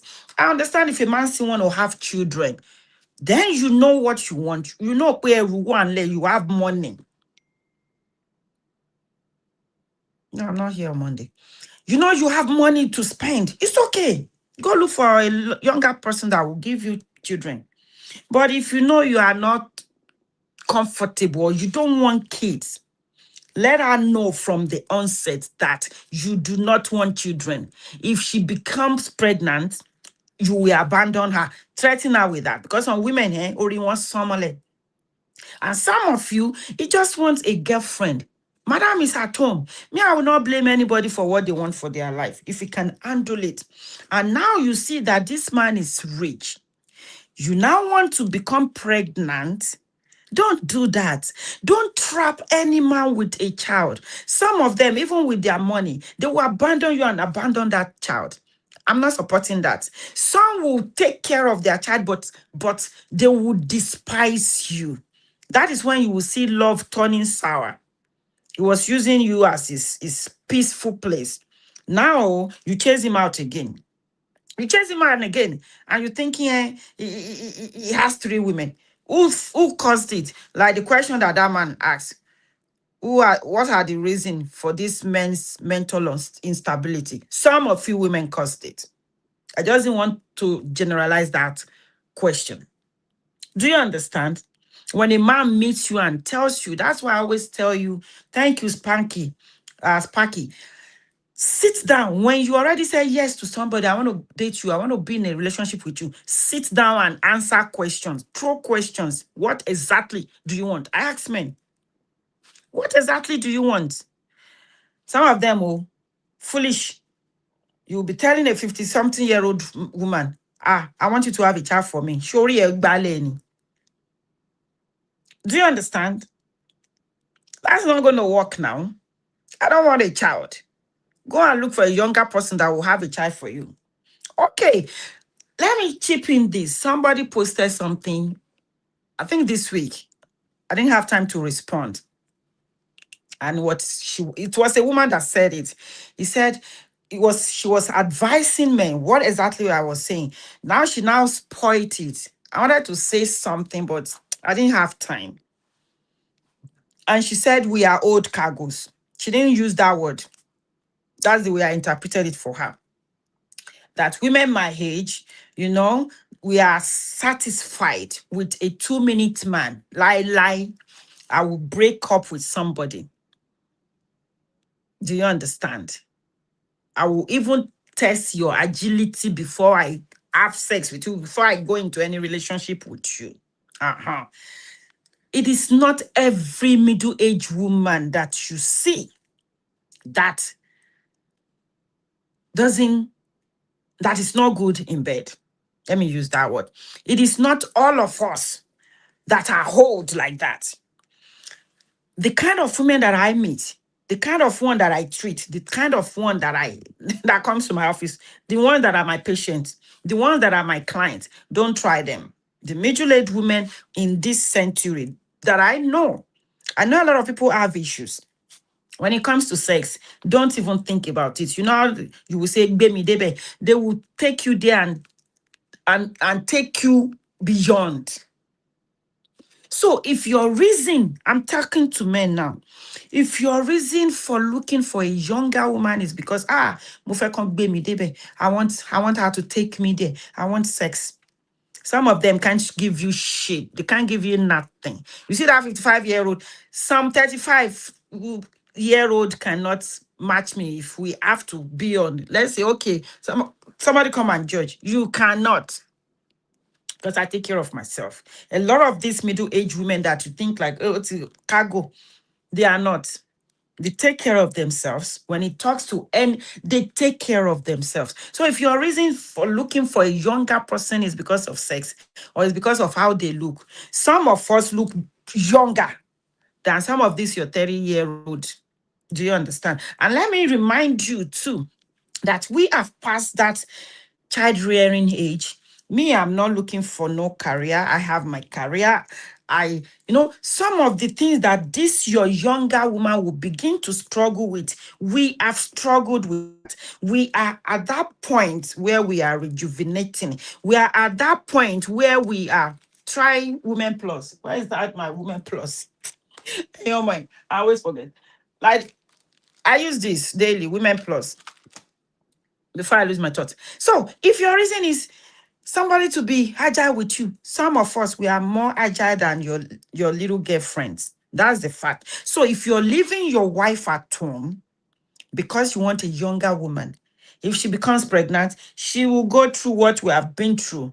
Right now, we are okay. You can see me now and think that I have breastfed 3 children. Possible. You can't look at my stomach now and see wrinkles. Like, I gave birth to 3 children. This womb that carried 3 children is not showing. Some women my age, they take care of themselves. Do you understand? They eat good. They are at that point in their life that all they need, all they want is peace. You want a woman to be juicy. They are juicier than your girlfriends because we're not using kayamata.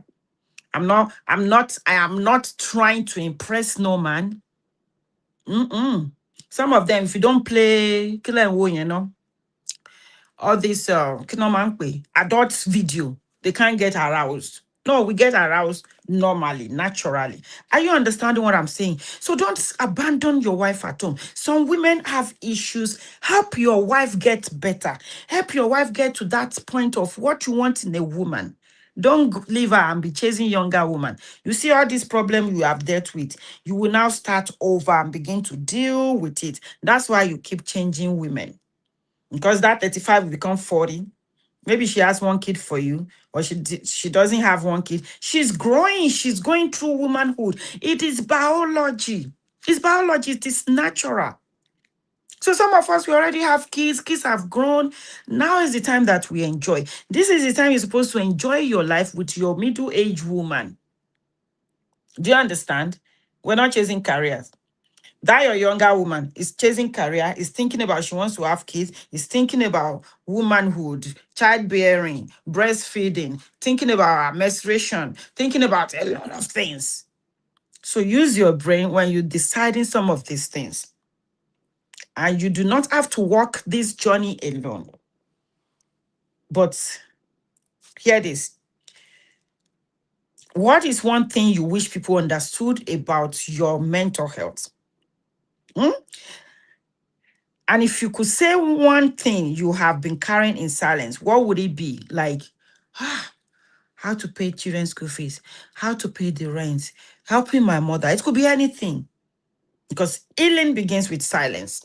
Healing begins with silence. Always remember that. Healing begins with silence. Okay? You matter. I'm going to end now because my patient will be here very soon. You matter. You sincerely matter. Many men have learned how to survive. They have learned how to endure. They have learned how to endure. They have learned how to provide. They have learned how to protect. But many have never learned how to heal. And healing does not begin when the pain disappears. Healing begins when the silence ends, when you begin to open up. Okay? So, over the years, as a counselor, as a coach, as an advocate and wellness practitioner, I have sat down with so many men. In fact, I have more men that I've talked to than women. Many strong people. And some just appear to be strong on the outside, but they are aching, hurting, carrying a lot, incredible pain inside of them. And I have learned that sometimes the strongest words a person can say is, I am struggling. I need help. I am struggling. I need help. Let your wife know. Let that person close to you know. Be vulnerable. Tell her you are tired. Tell her you are struggling. Tell her why you are struggling. She may be of help. If you have been with a good woman, if you have married a good woman, my daughter is really helping me looking for where I will run away this weekend. She just texts me back to back. Go away, go check your head because I want to go check my own this weekend. Do you understand? So, to every man listening, if you're just joining, go back and watch this. And I hope that I've been able to speak to your mind. I've been able to speak to your heart. I've been able to talk to you. I've been able to touch that inner chord in you. Whether you're carrying grief, grief may be grief of death of somebody, death of a job. It may be death of a friendship, of a relationship, anything. The pressure, the disappointment, the loneliness, the anxiety, the depression, or just burdens nobody knows about. I want you to know that your life has value beyond what you produce, beyond what you provide, beyond your accomplishment, beyond your career. You matter. Your mental health matters. Your healing matters. And as long as you do not, nothing is going to change. Okay? You're just going to be changing the form of the pain. As long as you remain silent and you're not honest to yourself, your healing is not starting. So your healing starts from when you open up. Talk to somebody. If you're scared, don't know who to open up to, you don't trust your girlfriend. I always tell men, you can't be with me if you cannot trust me. Just pay attention and know that, yes, I am trustworthy. Do you understand? Get a counselor, get a therapist, talk to somebody. It's the beginning of a journey of healing. You matters.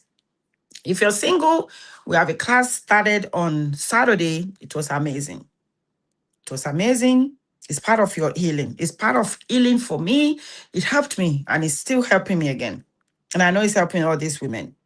And I said, I'm not doing no matchmaking again if you don't go through my class, either one-on-one or in the group. I don't waste my time.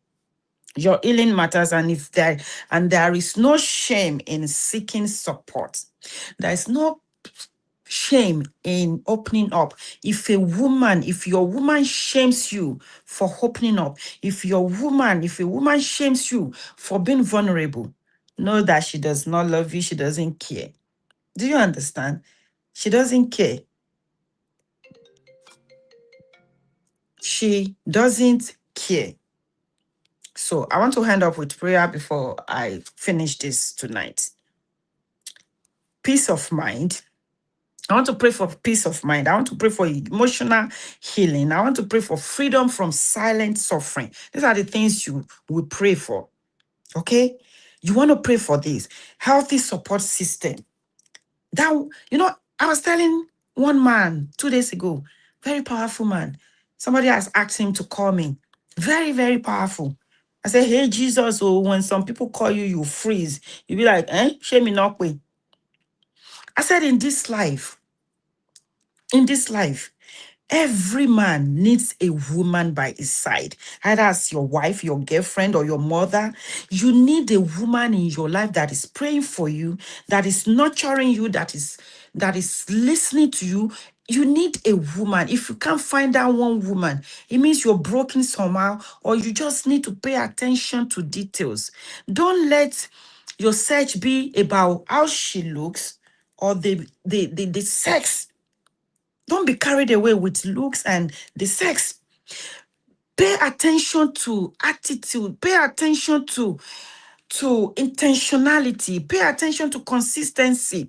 Pay attention to a woman that wants you for who you are, that will see you, not for what you can only give her. Pay attention to a woman that will give you that healthy support system, that courage to ask for help, to be able to be vulnerable, to be able to open up yourself for her. Everything you have lost will come back. This week's topic may be the first one in the series where just, I just want to pray for you because I got to go because I can go on with this. And I just pray that whatever that I have said will sow, will germinate. That seed will germinate. And I hope that no matter what, I've been able to touch one man, even if it's one man that has listened to me today. I want you to sit down, just think about it. Leave home, go to the park, walk out of the house. Let fresh air come into your hair. You see that depression? Begin to walk yourself out of it. Whatever has caused it, you want to fix it. You want to begin to walk your way towards healing. And I pray in Jesus' name that as you begin to think and be honest with yourself, as you begin to try, God will help you. You will help yourself. And I know some of you, because women, we think we are the only one looking for a genuine relationship, looking for ingenuity. No, some of these men are scared. They want to be married. They want to have a relationship. They want stability. They want a stable relationship. It's not all of them that are dogs. It's not all of them that are irresponsible. I know some responsible men that need responsible women. Some of them are scared. They've been with Orishirishi women. They've been betrayed. They've been hurt. So they're careful. They're looking to like, God, just show me one woman, one pereo that I can trust. Just show me one woman that I can put my life into her hands. Because we nurture. That is God's gift. If you cannot nurture your man, I don't know where you came from. Do you understand? Go and fix your attitude. You should be able to nurture a man. I'm not saying begin to teach him what his mother forgot to teach you. No, you're supposed to be that peace of mind for the man in your life, either your son or your father or you know, be that peace of mind. Be that woman that if something happens or if he wants to talk, you are the first person he thinks about. Be that woman that he wants to call or sit down with, like, see what I'm going through or what do you advise? When your man asks you for advice, know that he trusts you. When your man say, I need help. When your man say, I'm going through something. When your man can come home and tell you the stress he's been through all through the day, know that you're that woman. Be that woman that will give peace of mind. You see all these feminists, all these people that are already broken that you're listening to online. I beg, watch who you listen to. Be intentional about who you listen to. Be intentional, because little by little, people will begin to sow seed. You see this thing that I'm saying? Some of you will see go to one corner, I'm like, Dr.O said this. You will still think about it. Let me give you an example. You see this ta ta ta ta ta ta ta ta ta Eshuni Lati. What's that song? The first time it was the lyrics, it was the beat that I was dancing to all of a sudden. I'm telling you, I'm not lying. The Holy Spirit said, listen to what you're dancing to. This is supposed to be a gospel song. Ta ta ta ta ta ta ta ta ta Timbati fade for Eshuasa. And I was asking myself, like, what is ta ta ta ta ta ta? We all don't speak one tongue. And it's like, what is ratatatatata? I was in the kitchen. I remember I was cooking. I was cleaning my goat meat. I stopped immediately. Like, okay, what was that? But because I have listened to that over and over, even though I don't like it, now if that song pop up, do you know I will begin to sing before I be like, no, I don't want that song. I don't like that song. I don't like that ratatatatata. I like Olabese. I like him as an entertainer. Some of these people that call themselves gospel singers, they are entertainers. Let them entertain us. I've been to as the entertainer. I spend money for him. I like his. But singing ratatatatata and calling it a gospel song, I beg. But because I began to listen to it all the time, then I started singing it. If it pop up now, I will be dancing before I'm like, that's that ratata song. No. And that's the way people sow into us. You begin to listen and you begin to sing. You begin to wet it and nurture it and it will grow. Be careful who you listen to. Be careful what you listen to. Be careful what you watch. Be careful who you follow on this social media. And Lord, I just pray for everybody watching me. I pray that everything that I have said today, Lord, you will help them think about it and be honest with themselves. Lord, I pray for this men in Jesus' mighty name. We have one more week of the men issues. Lord, of this main series, I pray that everything that I've been able to say, somebody is watching me, somebody is listening, and they will make amends, they will make changes. You will help them, and your grace will be sufficient for them. I pray whoever is in agony, whoever is suffering, whoever needs help mentally, physically, psychologically, emotionally, you will help them right now in the name of Jesus. Touch every heart listening to me. Touch every person listening to me, especially these men. They are strong, but Lord, help them. Touch them, their inner parts. If they've been hurt in any way, betrayed, disappointed, rejected, Lord, you will touch the hearts listening to me right now in Jesus' name. And there will be changes and they will be healed. It's a long journey to healing, but Lord, they will start that process. They will start that process and everything will be fine. So I'll see you again next week. I can't even remember the topic for next week, but it's okay. I will see you again next week. Just share this with your friends. Share this with somebody you love. Share this, share this, share this. And if you want to join the singles class, just DM me. I will send you the link. It's another avenue for you to start your journey, your healing journey. And I pray in Jesus' name that today will not be a waste for you, because I know it's not a waste for me. Even though I was talking to the men, I know some of the women, they already caught it. You want to be juicy down there. You want to be okay. You want to deal with menopause. This is just all feminine. This is why the 35 something cannot beat me. No, co possible. The hands, logo, you know. So God bless you, everyone. God bless you. God bless you. I will see you again next week. Have a nice evening. Have a great week and be good, be kind. Be kind to yourself and be kind to everybody you come across. May the Lord bless you. May the Lord give you the grace and the strength. Amen. I'll see you again next week. Let me shut down Facebook first. Bye, everybody. Olaide, looks like you're the only one and Opeyemi remaining. God bless you. Have a great week.